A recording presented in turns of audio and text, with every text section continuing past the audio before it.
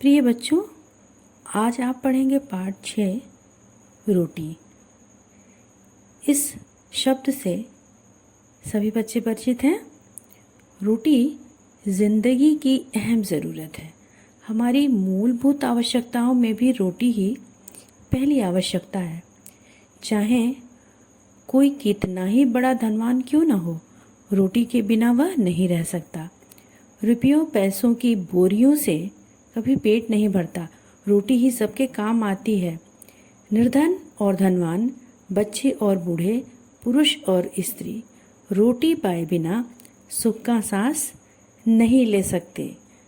तो बच्चों, आपने कभी सोचा है कि जो रोटी आप प्रतिदिन खाते हैं तो वह कैसे बनती है, किन किन नामों से जानी जाती है? तो आइए जानें। हिंदुस्तान में जितनी तरह की रोटियां देखने को मिलती हैं, शायद ही दुनिया के किसी और देश में मिलती हों। सबसे पहले आता है गर्मा गर्म फुल्का, जिसे आज भी गांव और कस्बे में गर्मा गर्म तवे से निकालकर चूल्हे के सुपुर्द कर दिया जाता है ताकि वह फूलकर कुप्पा हो जाए। हल्का फुल्का, जिसकी परत निकालकर कमज़ोर से कमज़ोर हाजमे वाला इंसान भी आराम से खा पचा सकता है।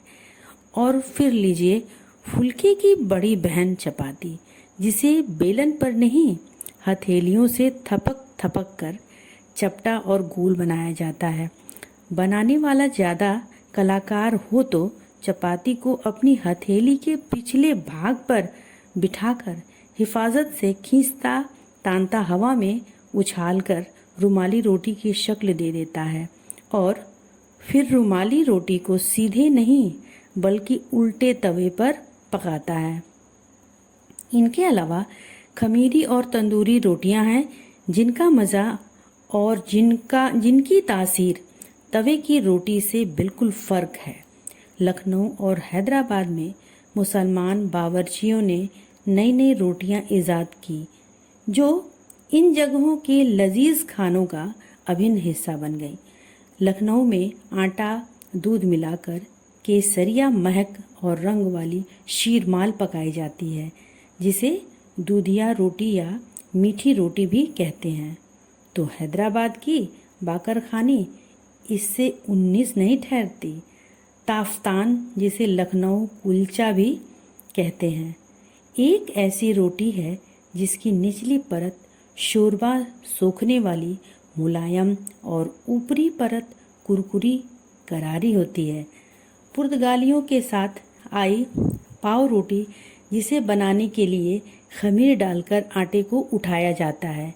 इसी तरह आज डबल रोटी आम आदमी के खाने का हिस्सा बन चुकी है। अधिकांश लोग तो ज्वार बाजरे मकई की रोटी से अपना काम चला लेते हैं। जिनके पास साधन है वे गेहूं छोड़ और किसी रोटी का निवाला मुंह में नहीं डालते।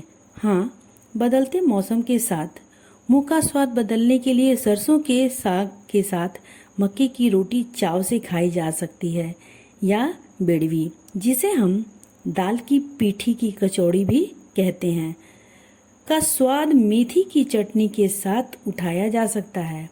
उधर चने बेसन की रोटी दिल के रोगी और मधुमेह के मरीज के लिए फायदेमंद समझी जाती है। राजस्थान और मध्य प्रदेश के कुछ हिस्सों में आटे की बाटी को चपाती या रोटी की शक्ल नहीं देते, बल्कि उपलों की धीमी आंच में ही पका लेते हैं, या कभी कभार बाफला बनाते वक्त उबाल लेते हैं। फिर इन्हें खूब सारा घी डालकर दाल के साथ या हाथ से चूर कर मिठाई के रूप में चूरमा बनाकर खाते हैं। दक्षिण भारत के केरल प्रदेश में चावल के आटे का अप्पम बनाया जाता है, जिसे कुछ लोग बेहतरीन रोटी मानते हैं।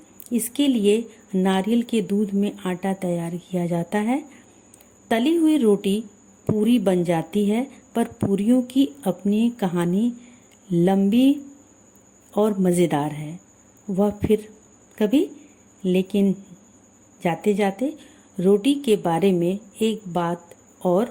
1857 की आज़ादी की लड़ाई में देशभक्त हिंदुस्तानियों ने अपने संदेश दूर दूर तक फैलाने के लिए रोटी और कमल को ही अपना मनपसंद निशान चुना था।